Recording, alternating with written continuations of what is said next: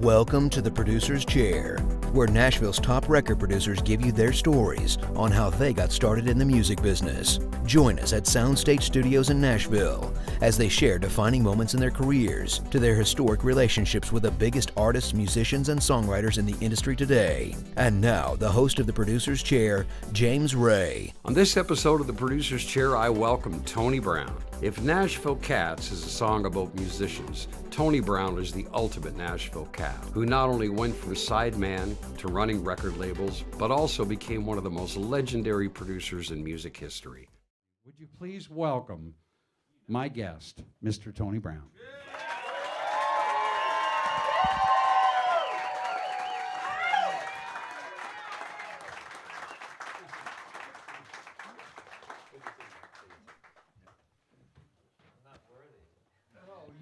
Believe me. I've cut a few records in this studio. Do you? I'll bet you have. Yeah. I'll bet you have. Yeah. Can you remember any in particular? Yes, I cut Lyle Lovett Pontiac in here. Wow. Right there. But the studio wasn't this big back then. It stopped right there. Mm-hmm. And I cut the large band Pontiac with Lyle Lovett. I cut 2 records with Nancy Griffith. I mixed Steve Earle's Guitar Town in the studio. We cut it at the Castle, but we mixed it there. Wow. But, you know, lots of records in here. Jimmy Buffett, Last Mango in Paris, and Riddles in the Sand we cut here. A lot of this is the studio where, when I was working for RCA Records, I was the manager of A&R, and I'd only co-produced Steve Wariner with Nora Wilson. And I got a call from, my assistant said, you have a call from Jimmy Bowen, wants you to play B3 on a Hank Jr. session. That's when Hank Jr. was winning all those awards, all those great records that Bowen cut on him.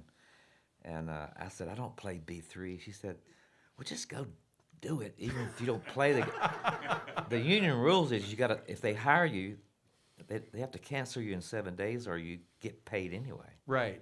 Just go do it, make some money, give me half of it. Had you ever played B3 before? No, but it's a keyboard, but I don't play B3. And B3 is really an art. Oh, it sure is. It's an art form I'm not good at. It's like So I came, you know? I came going, this is like, you know what the Peter principle is when you rise to the level of your incompetence? Incompetence, Yeah. yes. So I thought, this is that happening right now. So I get over here and I'm thinking about changing my mind, and they said, Mr. Bowen wants to see you upstairs. So I went upstairs. His office was up here. Mm-hmm. And Bowen, you know, he wore those glasses with the little strings. He would hang them around his neck, and the hat, and the dark glasses. And everybody was scared of him. Everybody thought he was mean, but, you know, he was a good guy. Hell of a golfer, too. Yeah. and he, you know, everybody thought he was, in this town, they thought he was crooked, but he was totally honest. He was just ruthless. Mm-hmm. So I go in there, and he says, close the door. He said, I didn't hire you to play on this record. I said, well, good, because I don't play B3, man. Mm-hmm. He said, but, you know, back in that was in 1983, in the winter of 83. Mm-hmm. Back in those days when record executives changed jobs, they didn't like Jimmy Bowen is leaving Warner Brothers and going to MCA. It was like Jimmy Bowen's taking over MCA. Yeah, I hear you. He said, I'm taking over MCA. I said, I heard that. He said, I want you to be my A&R guy. You know, I've watched what you've done over there with Joe Galante, East Side, Alabama, and I think you could make a good producer. So anyway, he said, don't tell anybody, but I'm going to hire you to be my A&R guy, and we'll come to work on March the 12th in '84. He said, if you tell anybody, I'll just have you killed. And I believed him. I said, man, I won't tell anybody. And so for like 3 months, I'm going to lunch, and Jerry Crutchfield he was the president of MCA Publishing, but he produced Greenwood for MCA, Tanya Tucker for MCA. Yep. He was the president of MCA Publishing. So at lunch, everybody'd say, hey, man, did you hear Bowen's taking over MCA? I said, I heard that. I said, guess who's hiring for A&R? I said, who? They said, Jerry Crutchfield. Me. Jerry Crutchfield. I went, That makes total sense. So I called my attorney. I thought you said I had a job. You Yeah. do. Don't say anything. Yeah, really. It's still a secret. God. So this goes on for like weeks and weeks and weeks. And so one day I'm walking out of the back of RCA, and I see this white Fleetwood Cadillac. And that's back when Cadillacs, like a Looked like- 75, back when they 76. looked like They looked like Cadillacs. Cadillacs. They had silver fendered skirts and the Yeah. dark windows. And he had a driver. And I know it's his car. It's cruising up the back. And he stops right in front of me, and the window goes, He said, "You still in?" I said, "Absolutely." He drives off. I went, "Damn, that's good." God, I love it. So, Okay, let's get back to my interview. Do Okay, you mind? okay. Okay. I guess you had to be there. I know. No, that's what, it occurred to me, okay, that, you joined JD Sumner, Right. okay, in 1966. You were about 20 years old. No, I was actually 69 when I joined him. That Was it six was turned 69? upside down. Yeah, 69. Yeah. But nevertheless, it occurred to me that 2016 was your 50th anniversary. Did that ever occur to you? I mean, No, but yeah, I your turned 50th anniversary. I You turned- started. I mean, you started in the industry before JD Sumner.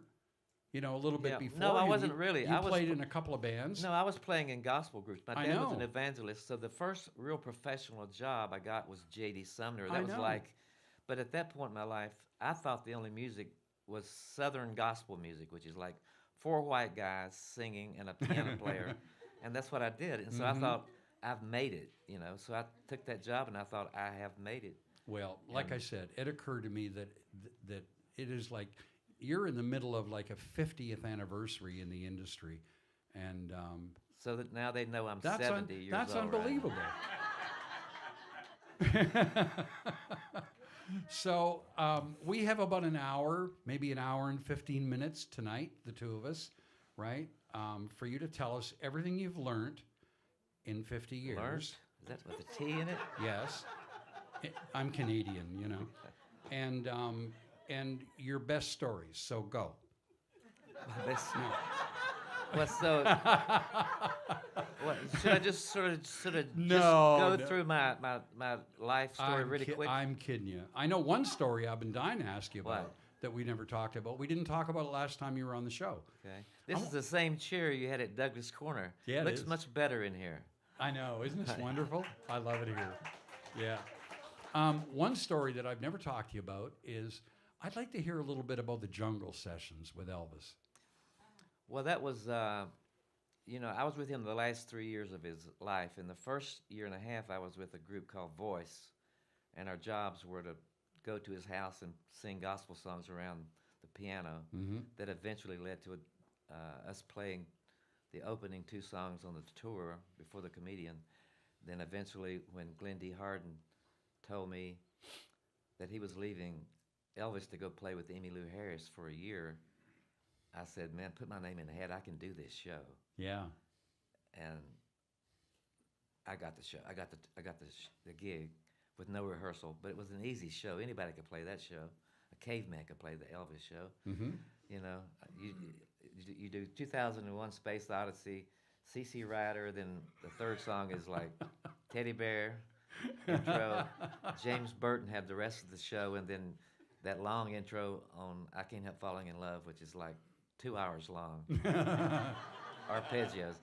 So, we cut that last album at Graceland, because Elvis, he's sort of like George Strait.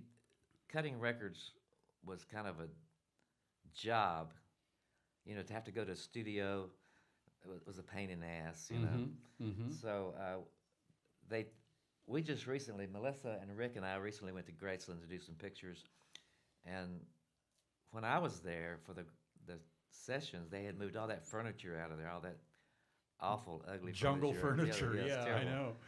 know. Have you all been to the Jungle Room in Graceland? Yeah. Yeah. All that stuff was missing, and they Yeah. had the grand piano setting in one corner, and then Ronnie Tutt, the drummer, sitting in the middle, and everybody was crammed in the middle. Yeah, I was going to ask you how you recorded in that room. Like, It was very hard, and Yeah. Elvis was standing next to the piano. He had like a 47 on a big stand, he unscrewed it with the windscreen around it.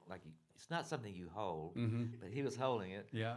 I remember we were cutting Way Down, which was the last single he had that went #1, and they had that boogie woogie left hand, and so as I was playing that, he was going way down, way down.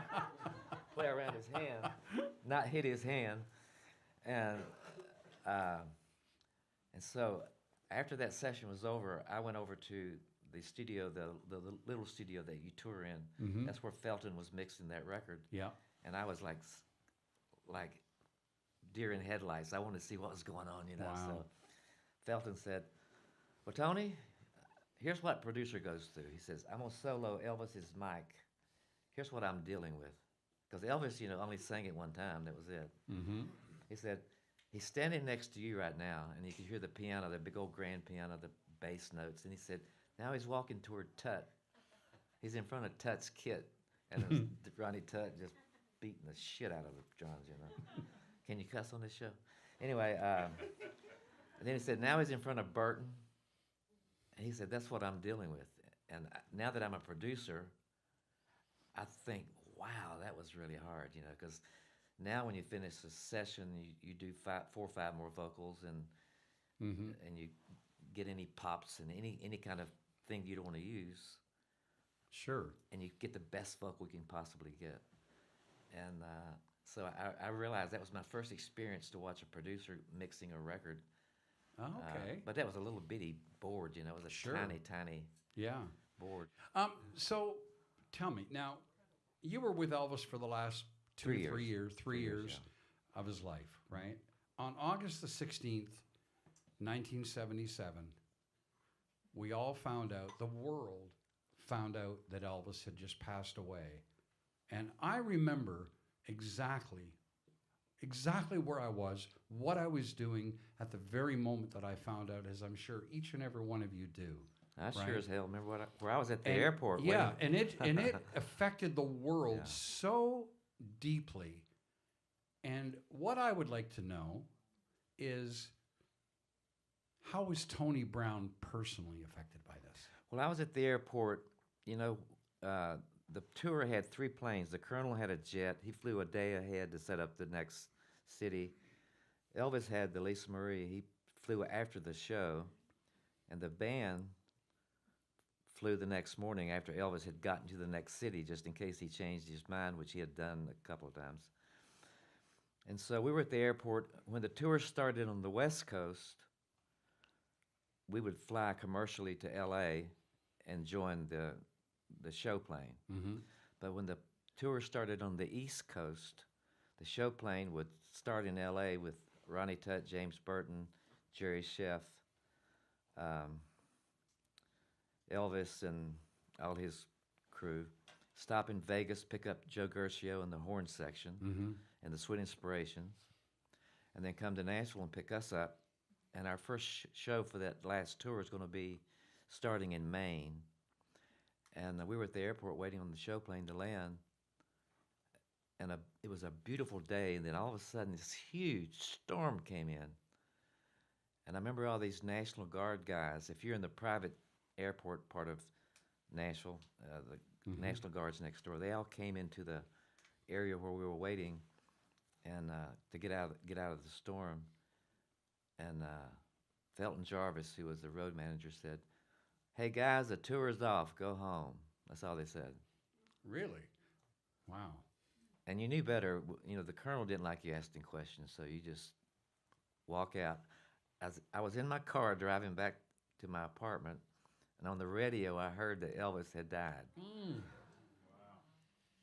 And the first thing I thought was, at that point in my life, I lived a paycheck ahead of myself, and I was thinking, I've already spent the money I'm not going to make. Oh my goodness. So, yeah. And then we went over to Graceland for I didn't attend the funeral, but I went to the wake at the house, which was pretty incredible. There were like 25,000 people out in front of Graceland. I'll bet. And when you pulled in, and Elvis was laying in the living room with an open casket, it's like the old Southern wakes are. Yeah. And you looked around the room, there was Caroline Kennedy and all these famous people that had come in for this. It was a scary moment, you know. It was surreal for me. I'll bet. And at that point, you know, he was a celebrity. I had not gotten into music per se. I would just had a better gig than I'd ever had in my life. Mm-hmm. And only after he passed away, and I come back to Nashville to work, plugging songs for a publishing company, and then I get a call that Glenn D has left. Emmylou Harris is going to start touring with John Denver. I know, and that was. And I replaced him there. I know that was the Then next thing I wanted to ask you about. I got with Emmylou Harris, and that's where on her bus, it was like going to college. You know, she sort of told me who Elvis was, and you know, like he wasn't the only white guy singing black man's music. You know, he was just the coolest one. Yeah.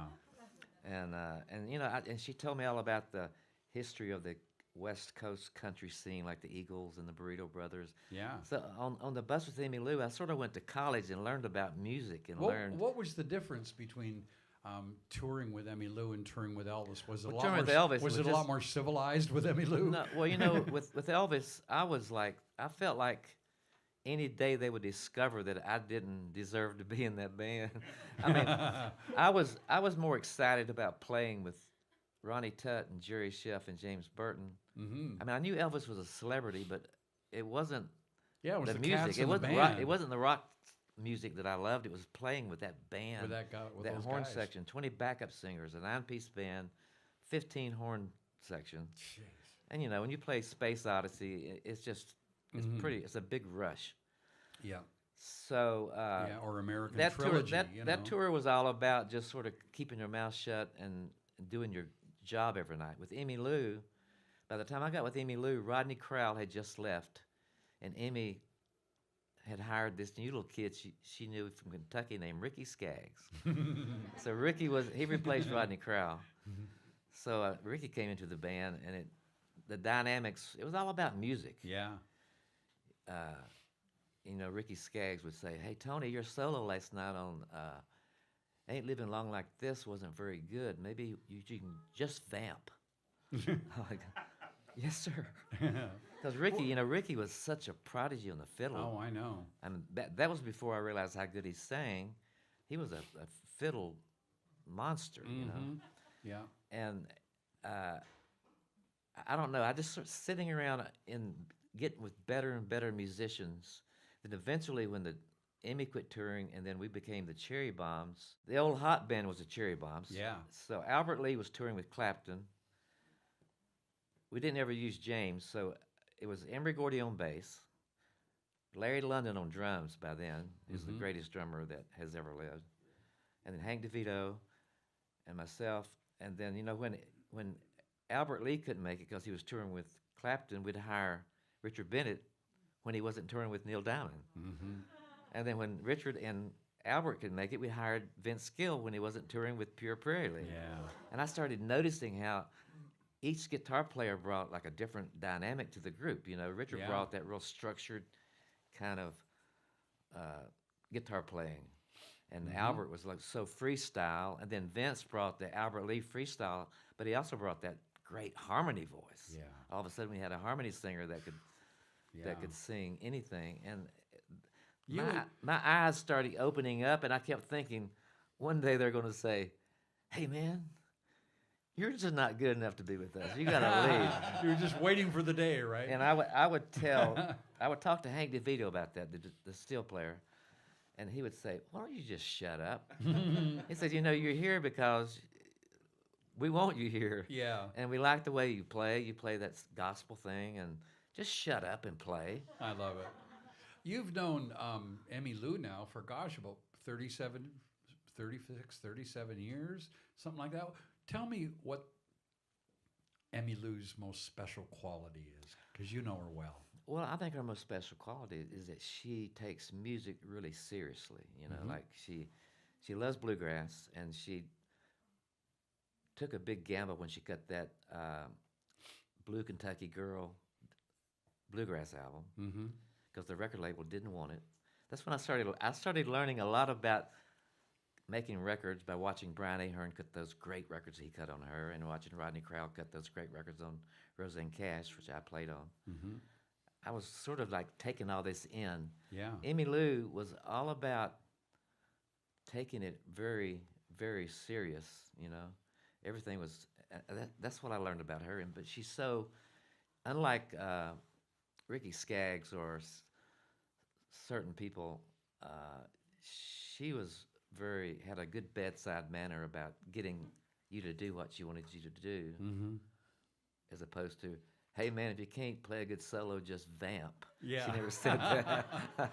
Well, you know, she, Emmylou, she knew you were going to be on the show tonight, and she thinks the world of you, and she asked me to record it. She couldn't be here.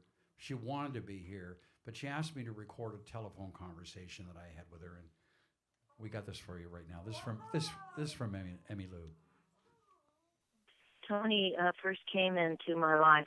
I had a band, hot band, that had basically been musicians that played with Elvis and Elvis Presley. And Glendy Harden, an extraordinary pianist, had been in my band. He was my first piano player, and he left to go into other things. And we left a big hole, obviously. And as I recall, we knew David Briggs, and we reached out to him, and he was unavailable, but he suggested this person named Tony Brown. Now, I was still new to the music business back then. I did not know the name of Tony Brown or what he had done. And I actually called him to see if he would audition. And when I look back on the fact that I asked Tony Brown to audition, I'm a bit embarrassed. And I think he was a little taken aback, and he was so sweet and such a gentleman about it, and of course agreed. And then, I mean, there was no question, you know, when he showed up and played probably one note, that he was the guy. That started a beautiful friendship and the chance to work with an extraordinary musician and a truly, truly dear person. The one story I have actually probably focuses more on me. I apologize for that, but it's something that I will always remember. You know that Tony had a terrible accident, and we all thought we were going to lose him. And I just heard of his progress and his recovery through friends. There was an event with the Nashville Songwriters Association where they always honor a songwriter. And this particular year that I was asked to perform was for our mutual friend, Rodney Crowell. And every songwriter in Nashville was there. And Tony was the moderator. And we were on this stage at the Vanderbilt Hotel in the big ballroom. And it's the first time I had seen Tony since his recovery. And I remember feeling so much love and affection for this man who was my dear friend, who had, you know, come back from the dead practically. And so carrying my guitar, I started to walk toward him, not realizing that the stage was actually made of two different sections, and there was about a 2-foot gap between them. And before I got to Tony, I went down. I just went completely down with my guitar, and there was a gasp from the audience. And I just remember that moment, obviously, because it was extremely embarrassing. But more than that, I remember the feeling I had of being so grateful that Tony was still among us. And, of course, Tony was right there to help me up, gain my composure, and Vince and I went on and did our song. Well, Tony, this is Emmy, your once boss, and I was so lucky to have you in my band, but more than that, to have your friendship all these years. And the wonderful thing that you've done, Tony, when you stopped being a musician and started being a producer, you really, really raised the bar about quality, about songs. You brought that energy and enthusiasm and love for music to your work and to the work of other artists, and we're all the better for it. But I'm just personally grateful that you were born, that you're still here, and that you're my friend, and I love you, Tony. Oh, man. Wow. Isn't that nice? Ah, so cool. Very cool. you know, that's what her sweet bedside manner about the way she does things, and her to do this for me tonight, it was so sweet. I remember that night when that happened. It was like so I'll bet. scary. Yes. Yeah. But you know, I learned from everybody I've worked with, from Rodney, from Bowen, from JD, and even from Elvis. I mean, Elvis was a very spiritual person, and I think that's the reason I got my job with Elvis was because of the way I was raised in the church. Sure. Not because I was a hotshot piano player. I got my job with Elvis because where I came from, which is from the church. you Yeah. know. Yeah. So you were with Emmy for like 2 years, Right. and then you went on to work with Rodney Crowell, Right, and the you Cherry were in the Bombs. Cherry Bombs. All the hot band. Where did that name come from, the Cherry Bombs? Well, we were going to. Rodney said, "Why don't we? We're not working. We're all living in California.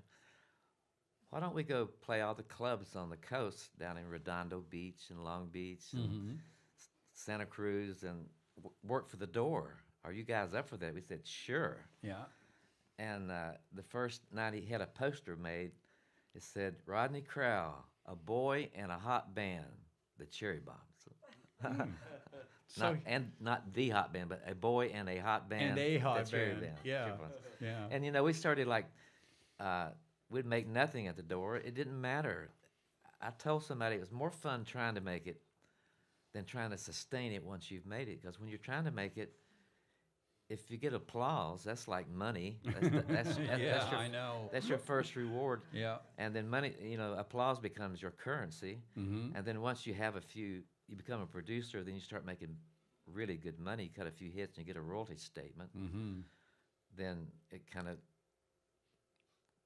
puts a whole different skill and everything. Yeah. But yeah. you never forget doing it for music. I think everybody that ever got into being a producer or a musician, Yeah. it was never about money. I mean, I think you think Mm-hmm. if I get famous, I'll make a lot of money. Mm-hmm. And I got so many friends who are so much better musicians than me, and singers and talented, that have never really maxed out their Potential. talent. Yeah.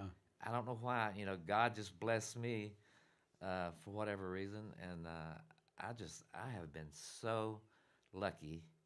As Emory Gordy says, luck is when preparation meets opportunity. Right? Mm-hmm. Yeah. So after Rodney, I think you went and worked with Roseanne Cash for a while, Yes. and all of a sudden she decided to have a baby or something. You told me. And that's the reason Amy quit playing. Was she got pregnant? That's with right. Her daughter, That's right. And then we started playing with Roseanne and Rodney. And Same Roseanne thing got happened married. again. She got pregnant twice. Yeah. So then we started playing with Rodney, and Rodney couldn't seem to have a hit. So finally, we just realized we couldn't. I know, and I remember you said to me, you said at that point in time you were like, I need to "That's get it. a real I job. need a real job." Yeah. Okay. All these Okay. people you meet in your life, you know, they all are kind of intertwined. Mm-hmm. And like David Briggs was playing with Elvis when I was with Elvis. Then after Elvis passes away, I go plug songs for his publishing company. Emmylou did call David, and David said, "I'm not going to do it, but Tony Brown will." And they said, "We've never heard of him." and so then after the Cherry Bombs quit, I go back to David again, and I say, "Can I plug songs again? Because I need a job." And it wasn't. It paid like $100 a week or something like that. Yeah. But I said, you know, I need to get a job at a record company. I could be an A&R guy because my taste is better than my ability. And so, and I know what the dynamics of music and bands, and, Yeah. you know, I was raised in church, but I've learned about bluegrass and country. And so he said, you know what? Jerry Bradley, and that was back in the day when there was only one rhythm section called the A-Team. Mm-hmm. It was David Briggs, Ray Edenton, Henry Stilecki, Grady Martin, Pete Wade, Pig Robbins. Now there's about 6 or 7 rhythm sections, you know, that Yeah. play on different producers' Yeah. records. And so David was the one that Jerry Bradley or anybody would call and say, put together a section. We're cutting Ronnie Millsap, or we're cutting Charlie Pride. And he was the guy. Mm-hmm. So David said, you know, Jerry's going to open a pop label in L.A. just because the Outlaws thing has gotten so huge, they think he's got the Midas touch. And I bet I can get you that job as the A&R guy, but you may have to move to Los Angeles. I said, I'll do it. And so I got that job, and it closed after 2 years. It didn't work. So Jerry said, you can stay out there or you can come back to Nashville and work in the country division. So I realized living in L.A. for 2 years how much I missed the South, and got tired of in the elevator when I would speak, somebody would say, where are you from? Yeah, yeah, Got exactly. tired of that. Yeah.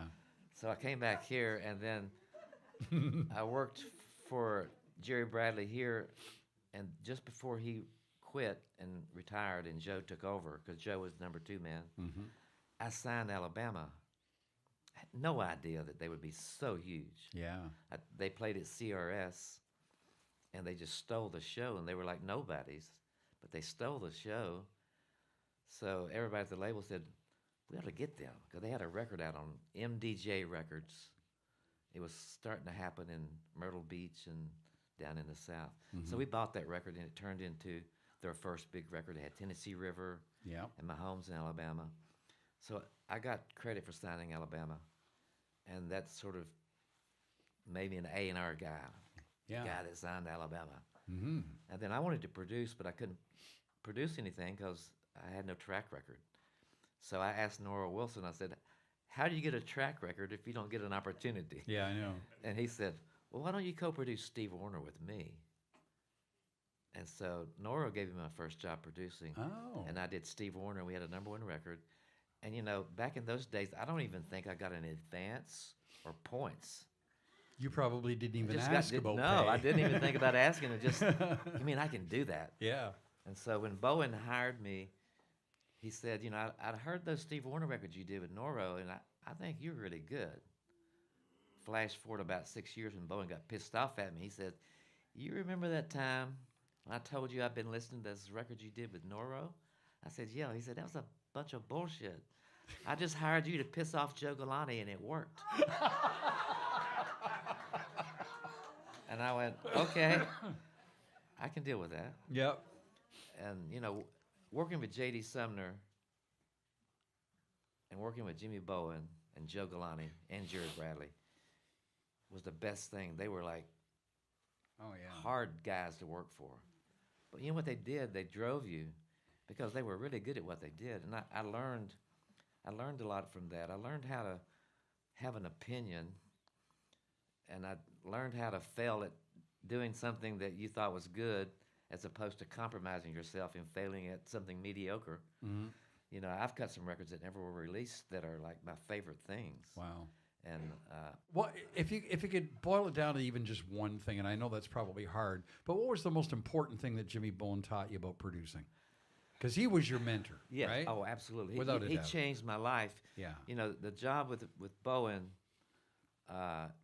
First of all, he said, you know, if you come to MCA, I'm gonna give you some opportunities. I'll let you co-produce Jimmy Buffett with me, because I'm gonna bring Jimmy Buffett from the West Coast. Because Jimmy had been with ABC from the very beginning, and then they moved him to LA to MCA after Margaritaville and all that stuff. But he had sort of had lost his luster, and so Bowen said, I'm gonna bring him back to Nashville. We're gonna try to make country music play his records, because country's kind of happening. And that didn't work. Right. But it got Buffett like thinking, because when he came to Nashville, he was like the big dog, right? He was bigger than Reba and bigger than Strait and bigger than Lee Greenwood. Yeah. And so Bowen would let me sort of, he said, you hang out with Buffett. I'll be there for the records, but you need to make sure he's always comfortable, and you do that work. I'll take care of the important work. And so I became good friends with Buffett. That was a good experience, because I met Will Jennings, who co-wrote both those records. Will Jennings was a writer for David Briggs. Yeah. Will Jennings wrote Up Where We Belong for Jennifer Warnes, Oscar. Yeah. He wrote the Titanic thing for Celine Dion. And I learned a lot. And he wrote Higher Love for Steve Winwood. So, you know, I would spend a lot of time with Will Jennings, with Buffett. I just soaked up every ounce of it. Every ounce of everything. Yeah. You know, Timothy Smith was playing bass for Buffett at the time, who's with the Eagles. I always made sure I knew who everybody was. Like, you know, Timothy Smith was with the Poco too. He had that high voice. Mm-hmm. I started studying records and studying musicians, and I felt honored to be hanging out with musicians as much as I did stars. I mean, to be able to hang out with Larry London or Joe Osborne, I felt like I was like coming up in the world, right? I mean, playing for Elvis, he was a celebrity. He wasn't a rock star. He was a celebrity. When I got with Emmylou, by that time, I remember Glenn D talking about it. He said, I'm going to go tour with Emmylou. He said, you know who she is? I said, no. He said, she's really good. She's part of that California West Coast thing. And me and Burton did this new first record that had the first two records had One of These Days and Together Again and If I Could Only Win Your Love. And I started studying it, you know, and it was so good. I could relate to that country music. I couldn't relate to Fair and Young. Right. And some of the stuff that was happening, Porter Wagner and stuff. But I really got into that. And so by the time I started playing with Emmylou, my first thought was, she's not a star. She's going to be a star. And I just, every night we would play, and it was important that I played good enough to please her and to please all the musicians. It's important to be really good. So Bowen taught me about that, you know. And he would say, you know, when you make a record, it's not your record, it's the artist's record. So don't talk them into doing something or cutting a song that you want them to cut. Hear them out first, because 90% of the time they're right. And if they're going to hang themselves, let them hang themselves. You don't hang them. Let them hang themselves. And so, you know, it was all about songs, casting musicians. Yeah. The studio where they worked. All that was... He taught me all about all that stuff. It was all so important. It's like a producer of a record is like the director of a movie. Yeah. The record company is the producer because they put the money up. And then the producer of the record is like the director. He makes the film. Yeah. And the musicians and the artists really want the producer to step in when they need them and to stay out of the way when they don't. When they don't, yeah. I did Cyndi Lauper's record up front. I started up front with her. I finished the record at Sound Emporium, but we started here. And she's like Elvis. She only sings one vocal. Yeah, you mentioned you know, that to me. and it was so good. Yeah. And it was a whole new experience for me. When I go in the studio, I give it 150%. And the records that didn't come out, when somebody says, play me something you're really proud of, I don't play them a George Strait #1 record. They probably heard it 100 times. Yeah. I play them something, they go, what is that? Where's that from? I go, that's that Katrina Elam record that never came out. Yeah. And they say, why? I go, I don't know. I don't know. Yeah. You know, I was running the label. And when you were when you were running the label, Yeah. okay, when you were president of MCA, I believe you hired Scott Borchetta back then, didn't you? No, actually, he was hired. Or was he already there? He was hired while I was there. Okay. When Bruce Hinton and I were there. I did fire him. Okay. And in fact, every time I see Scott Borchetta, I say, you should thank me for firing you because you stuck it up my ass, Vic. Oh, that's funny. But, you know, that's funny. Well, you guys have been buddies for years No, now, and we right? still are buddies. We still I know, are buddies. I mean, I know. I'm really proud. You know, I told Scott, I said, if there's been 5 people that have changed Nashville, Chet Atkins, Owen Bradley, Billy Sherrill, Jimmy Bowen, and you. Yeah. I mean, you know, Taylor Swift's the biggest star in the world, the not the biggest world. country star. Yeah. Because the biggest country star ever was Garth Brooks. Yeah. Hands down.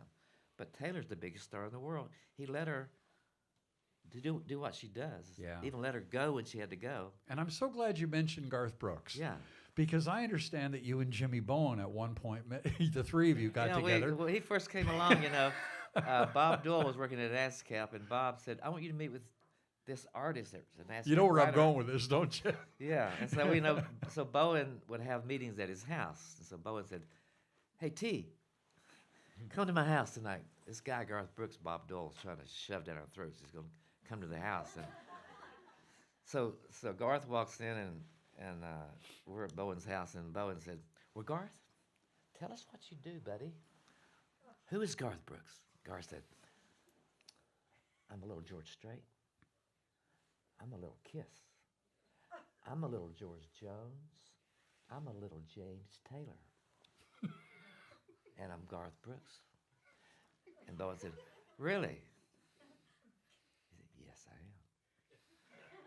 We talked a little bit longer, and then he left, and Bowen said, what'd you think about him? I said, I think he's full of shit. And Bowen said, me too. And guess what? He wasn't. Yeah. Because in the next thing I see is he's like exploding, and he plays the Dallas Cowboy Stadium, and he enters the stage on a rope that's on fire, right? Kiss. I Kiss. love it. And then he sings. I love it. And he sings. So you had a songs. chance to produce him, and No, not produce him, just sign him. to sign him. I mean, yeah. I mean, the same thing with Dwight Yoakam. I've missed things. Dwight Yoakam, Sherman Halsey brought him to me. Said, this guy is killing Texas. We can't play a club. He packs out everything. The chicks dig him. He's a sex symbol. And he played me all this stuff. I said, man, he sings through his nose. I just can't get into that. Yeah. So I let him go. I've missed a few. Well, you can't win them all, right? But then, I heard Trisha sing at Douglas Corner. And I was there with all the Mary Martin from RCA. Everybody was there. Yeah. And every demo that was pitched to Reba or any female, Trisha sang it. So in my desk, I had like 50 songs that Trisha sang. Jeez. And she sang that night. She sang She's in Love with the Boy in the showcase. And she sang The Thunder Rolls. And I said, if you can get that song, She's in Love with the Boy, I'll sign you. She said, it's mine. It's on the hold for me. I said, you got a deal. And we left, and Mary Martin said, I can't believe you're signing her without hearing any more of her stuff. I'd have to hear more stuff. I said, every chick song in your drawer is her. Yeah. I mean, every song you got pitched to any chick at RCA is Trisha. Yeah. Yeah. Really. I love it. I love So, it. I got that one. Yeah. But then there's another story. When the Kentucky Headhunters hit, they were at Douglas Corner, the door's in the front, so you got to walk past the stage. And then when they came out with that Walk Softly on This Heart of Mine, I was going, damn, that's good. And I saw the guy with the big hair, the Phillips, whatever. I said, man, God, I wish I'd have seen you guys. I'd have signed you. I love you. He says, you were there that night. He said, you walked out after the third song, and Harold Shedd stayed and signed us. Oh, God. I love it. Jeez. So I remember all that stuff. Okay, let's talk about Reba a little bit, because you started producing Reba when you were at MCA. Yeah, Bowen left, and I Right. got Reba, and the first thing we cut was Fancy. Yeah. I mean, and she'd been wanting That's to cut like it her forever. signature song. Bowen I didn't know. want to cut it because it was about a prostitute, and I said, I never knew that. I Yeah? just thought it was about a girl going uptown. Yeah. Well, it's kind of And a I always- women's lib song. And I love that song. At the time, it was like it was a real contemporary thing. And I saw Bobby Gentry when she sang it for the first time when she first broke. And she wrote it, right? She wrote it. Bobby yeah. wrote So we it. copied Yeah. we copied her record because Reba wanted to copy all that stuff. And it was so fun trying to capture that.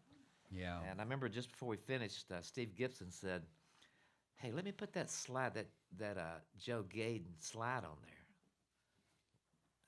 And I knew who Joe Gaden was. He was like a guy that played clubs, but he wasn't like a star. But he was like a local guy that everybody tried to copy, like Wayne Moss with Barefoot Jerry. And I just remember those things and the string parts that were on there.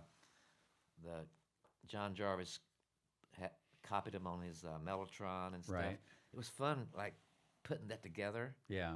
Then it wasn't a #1 song, but it's like the biggest hit she ever had. If you go see Reba, if she doesn't do Fancy, you'll be upset. You know, it's like it's very. That song belongs to her almost. People don't remember Bobby Gentry's version of it. They remember Ode to Billy Joe, but they don't remember Fancy About Her. And the same thing with the night the lights went out in Georgia. We copied that record too, which was by what's the girl was on Carol Burnett's show? Vicki Lawrence. The only hit she ever had, right? Yeah. What a cool song that was. But you know, Reba is so involved in her records. Yeah. I mean, you know, she's like so involved, and it's still fun making records with her. Yeah. In fact, I've got a concept I've pitched her. I want to do, and I hope she does it because it's really good. Well, you just did her album "Love Somebody." Yeah, well, last year. Yeah, I did like 12 right? with her at MCA, and then I did the last one she did at MCA, which was a duets record. Mm-hmm. And then I did the first one she did with Scott, half of it anyway. I think Mark Bride did half, and I did half. Yeah. And then I did half of this one with James Stroud, Love Somebody. It was a lot of fun. Yeah. She's great to work with because she's really good. Yeah. You know, she's a stylist, and you may or may not like the way she twists her words and does all those Reba-isms. But, you know, she's Reba-isms, good. I like that. You know, Narvel, we cut the last record I cut before she fired me for a couple records. We cut an album, and Narvel said, "Hey, make her quit doing some of those little things that she does." I said, "You tell her, man." Yeah, really. He said, "You're the producer." Oh, God. So I said, "Hey, Reba, just pull it back just a little bit. You're like kind of over singing some of those words." And she says, "Is Narvel in there talking to you?" That's funny. So she said, "I know what you want me to quit doing all those trills. Okay, I'll pull them back a little bit." God. So when she left the studio, the engineer said, "So are we going to call this album The Trill Is Gone?" I said, "I'm not going to tell her you said that." Yeah, really. I remember like it was yesterday. It just I'll seemed like bet. it was like it's a memory that's burned into my brain. Yeah. Because my first Reba record, so it was a little, between fear and excitement, it was like fun, Yeah. a lot of fun. Wonderful. Through that period, you won you started winning a boatload of awards. I mean, 10 CMA awards, 7 ACM awards, and then you won the prestigious ACM Producer of the Year award twice. What did it mean to you when you won the Producer of the Year award? Well, you know, the ACMs is more of a fan-based award. Mm-hmm. I mean, all those awards, winning awards, I had never won anything. I mean, now that I'm not working as much as I did from 89 to 97, I was doing like 13 or 14 acts. Mm-hmm. So I always had like second or third row seats up front, and you're nominated, you know, whether you win or not, you're up front. Yeah. In fact, now, if I go to the CMAs, I'm sort of back in the back. A couple of years ago, I was sitting in the back, and I saw Tim DuBois sitting over to my left. I said, "Hey, Tim, now you know how the Oak Ridge Boys feel." Oh, that's funny. So anyway, it was winning the Producer of the Year was fun, the ACMs, but it's, you know, there's something about the CMAs because it's. But they don't have a Producer of the Year No, award. they don't. Yeah. But the producer gets to get an award if the Album of the Year or Yeah. Single of the Year wins. Yeah. You get to go on stage and get the award. So it's a peer voted award like the Grammys. Yeah. So something about that makes you feel like it's a little more big of a win. I hear you. But Yeah. you know, and also when I first started winning the ACM awards, they had that award that had the cowboy hat with the banjo and the fiddle sticking out. Yes. You know, somebody would say, "Let's go have a drink. Take it at the bar, man." I said, "No, Yeah, I'm not taking really. that thing in there, man." Oh, geez. Now they've changed it. It looks a lot better today. A couple of years later, in around 97, you probably recorded what I would call one of your most controversial sessions, and that was Trisha Yearwood's How Do I Live? Yes. And I know that some of you might know the story, but just share the story of that song Well, you and know, we why it went- was controversial and so on. Back when that was all happening, Kathy Nelson was the head of film and TV, the vice president of film and TV at Universal, And so I was doing songs for her for like Thelma and Louise and any film. She'd say, I need a country song here or something. And so I was at the Troubadour. The Mavericks were playing the Troubadour. And so Kathy was there. She said, what are you doing when you leave here? I said, nothing. She said, I need you to go meet Jerry Bruckheimer. He's doing that film Con Air. I said, yeah, that's the one that Diane Warren wrote a song for LeAnn Rimes. She said, yes. I said, well, what did you want to see me for? She said, we'll just go talk to him. So we go meet Jerry Bruckheimer, which to me, once again, I'm going, damn, man. Yeah, I know. I'm hot.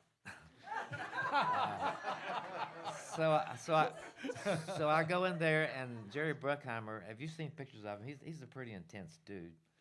And he plays me the opening scene of Con Air, which is where the guy gets in a fight and kills the guy outside the bar. Mm-hmm. And he plays the Celine Dion song. And I'm sorry if you think I'm uncool, but I think Celine Dion is the greatest pop singer there ever was. And her records, I love all those records that David Foster and Walter Afanasieff produced. So he plays the Celine Dion song, The Power of Love or something. And then he plays it again, the ending scene where the plane crashes and explosions and stuff. And he says, I need a song for this film. I said, I thought that LeAnn Rimes cut a song that Diane Warren wrote for this. He said, she did.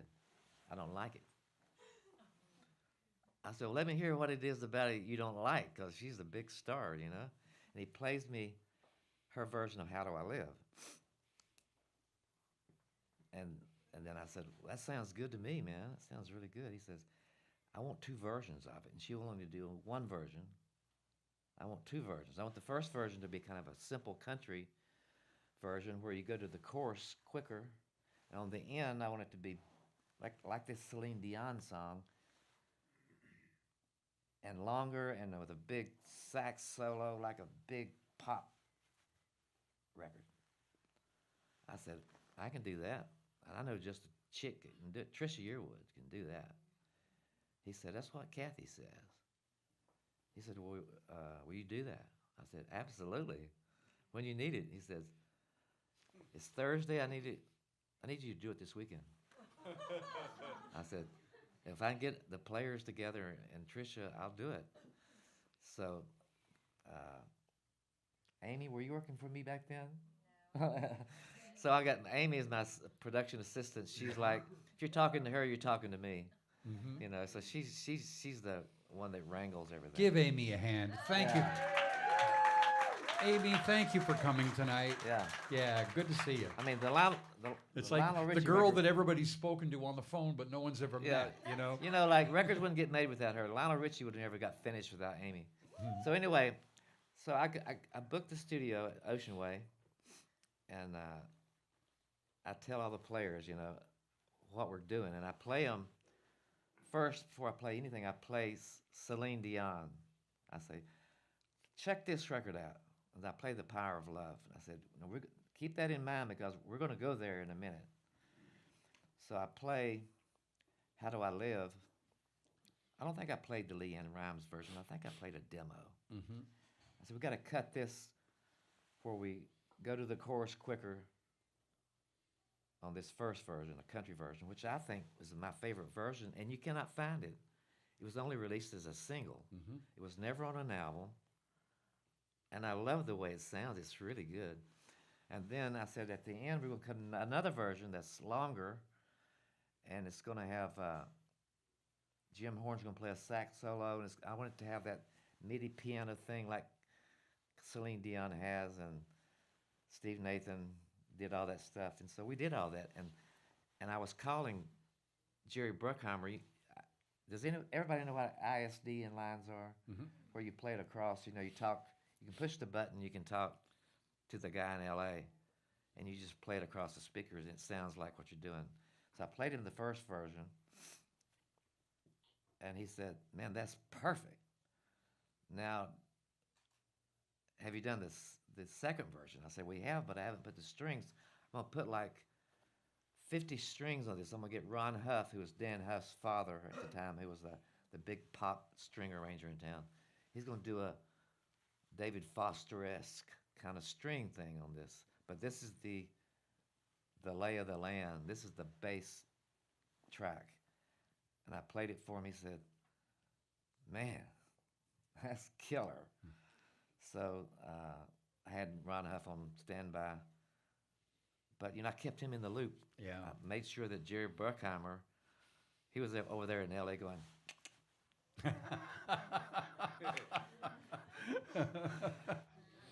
Cool. Okay. We've got time right now for a few questions for Tony. Have we got some? And I see we're just bringing the mic out here now. oh, I thought they were leaving. I was going, oh, they're Yeah, bored. yeah. Bring that mic up front here, or just put it down there. That's great. And Hey, James. Hey, Tony. Hey, man. A question I have when here in Nashville, when I get a guitar vocal, and to interpret the guitar vocal, and then to produce a demo. Right. I mean, you can turn it into a reggae song. You can turn it whatever. Do you struggle with that? Do you feel the vibe? Do you say we need to record this in L.A. or anything like that? No. It's amazing to me. Some people will play me a guitar vocal demo and say, man, I don't have a full demo on this. I apologize. And I go, no, that's okay, because that way I can sort of structure it the way I think it goes, And like when I cut Perfect Love on Trisha Yearwood, Stephanie Smith wrote that song. And she was playing it by her fireplace, and the fire was popping. It was louder than her vocal almost. But she was playing it, and she's not a great guitar player, but I said, when you're playing that song, I can already hear the record. I can hear what Brent Mason's going to play. I can hear the record. Jeff Stevens, on the other hand, when all those records I cut of his, Michael Knox was the plugger for Warren's Chapel. He produces Jason Aldean now. Jeff Stevens was the star writer over at Warner Chapel that Michael Knox would pitch me.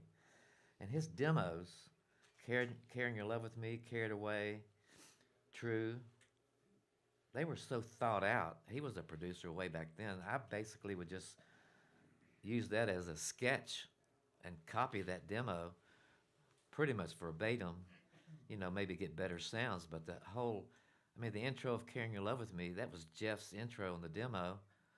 Why would you not use that, And that's not like ripping him off. It's just like, that's the way Jeff, now that he's a producer of Luke Bryan, you go, man, he was a producer back then. He was like honing his skills, cutting demos. He's a great producer. And then Michael Knox is sitting around watching Jeff do that, and they both now are producing two of the biggest acts in the business. And that's what I think I've learned through the business is I always pay attention to the songwriter. I'd rather play a song I've cut on George Strait or a Reba to a plugger or a publisher than the songwriter. Because you wonder if the songwriter is going to be, oh, man, that's it? Yeah. You're just afraid. I mean, Sure. I'm serious. Sure. I would get like, Yeah. I remember the time I played Check Yes or No for the songwriters. They seemed a bit disappointed, and that ended up being one of George's biggest hits. Yeah. But I remember when they left the room, I was going, I don't think they liked it. and I didn't think it was my favorite record of George Strait I ever cut, but it was a big hit. I mean, my favorite George Strait records to me were Run, I love that, and a song called Lead On, which is a #1 record, but probably not his most famous. And Troubadour is my very most favorite record. Yeah. I just love that, everything about it. In fact, I got Vince Gill to sing background on that record because George always uses his background singers. And I wanted Vince to sing on it because Vince used to sing on all my records early on with Reba and stuff. And that song is about a troubadour, which is Vince and George. So I got Vince to come sing on it. And so I called Vince up. I said, hey, Vince, I need you to come sing on something for me. He went, really? Who is it? I said, it's George. He says, what time? So when he sang on it, and George, I would send the overdubs to George to approve. Like, is this what you wanted? Mm-hmm. He said, who's that singing that other part on that song? I said, that's Vince Gill. He says, that's what I thought. I said, well, you're both troubadours. He said, whatever, it's really good. I like it. But I was expecting him to go, what are you doing? You're like going against my rules, Right. It's like when I did River of Love, I used Billy Burnett and Dennis Morgan and Sean Kemp, because they sang the background on their demo, and it sounded like a bunch of those. River of Love is my favorite song Me too. on the That's album. a good one too. I know. But I used them to sing on that because on their demo it sounded like those guys that sing on those Bonnie Raitt records, like Luck of the Draw and Oh, I know. those guys that Don Was used. Yeah. And so I used them, and I was going, George is not even going to ask who it was because it's just so good. Marty Slayton and the guy that I think West High Towers was singing on the road with them back then. It's just not what they do. And George never asked. He loved it. He thought it was great. After spending the last decade or the last couple of decades working inside labels at that point, right? While producing, did you feel a little bit, okay, so you finished with Universal South, right? And you've just come from that, and prior to that working at MCA for so many years, and prior to that 25 years there, yeah. Yeah, and prior to that at RCA. Yeah. So you'd spend a lot of time working inside, right? Did you feel like a little bit of a fish out of water at that point? You mean after it was all over? After Universal South? Yeah, well, yeah. I'm working for myself now out of my house. Yeah. I used to have an office on Music Row, but I didn't see many people because people would say, "Can I come play you a song?" Then they come play you 20 songs. Yeah. And then I would say, "You said you were going to play me a song. You just took an hour of my time." and I like lyrics, and you didn't bring any lyrics. Get out of my office. I wouldn't say that. I'd say, so I started finding out which pluggers in town, Carla Wallace, Mike Owens, Dale Dotson. Those people, when they call you, you got to see them. They're going to bring you a hit. Yeah. But then, there's those people that come in and go, I got a CD here, and they just got all the songs, titles written in magic marker, like 20 songs. And I say, which is the best? I'm looking for one song for Reba. And that's why you got Disappointment, right? And Deborah Allen said, play number 4. So I played number 4. No, that's not it. I try 16. No, I'll try 2. I said, Deborah, Jesus Christ. Yeah, can I buy a vowel? And so, so finally I thought, I'll just go work out of my house, and I'll have people MP3 me songs and attach a lyric, and that works. And I'll still see Carla Wallace, Mike Owens, and Dale Dotson. They come to my house anytime because they're going to play me a hit. Yep. And, you just start learning those things. So now work out of my house, I didn't really need that overhead of an office on Music Row. No, of course not. So technology, I really love MP3s. And because if they send me an MP3 and a lyric, I can forward it to Strait or to Reba or to whoever I'm cutting. Just like that. Just like that. It's so much easier. But I hate working out of my house because Tuesdays feel like Wednesdays and Fridays feel like Tuesdays. And, you're used to, if you went to your office on Monday morning, everybody's going, another work week. And then on Friday, the girls downstairs are going, thank God it's Friday. You sort of knew it was Monday and Friday. Now it just feels like every day is kind of Thursday. Yeah. So I kind of miss that. It's a Thursday kind of. I kind of miss it. Yeah, and I know. Then, so I don't see many people. So today when you invited me to do this, I'm just lonely, man. I need to get out. I want to see some people. I'm glad I chose Thursday. Yeah. So what year was it that you stopped with Universal South? What year was that? 2005? 2006. Okay, so it was while you were at Universal that you had your accident. Yes. Is that correct? Yes. In like 2003. 2003. Yes. April the 11th, 2003. Yeah. Tell us about the accident. You and I didn't talk. We've not I talked don't about remember. You know, I kept asking everybody why I fell down the stairs. I was out there for a NARIS trustee meeting, that. Yep. and I was staying at this hotel, and Garth Fundus, who was the president of NARIS at the time, went to have dinner, Mm-hmm. and we're going down the stairs, these marble stairs, after having dinner, and that's back. I haven't had a drink in 7 years. Back in those days, I only drank wine, Right. but drank lots of good wine. And when I stopped drinking, it wasn't hard because I didn't drink to kill anything. I drank because I loved really good wine, but I drank lots of it. And so I fell down the 3 stair steps into the lobby of the Lowe's Hotel and had a traumatic brain injury and was in a coma for 3 weeks, an induced coma.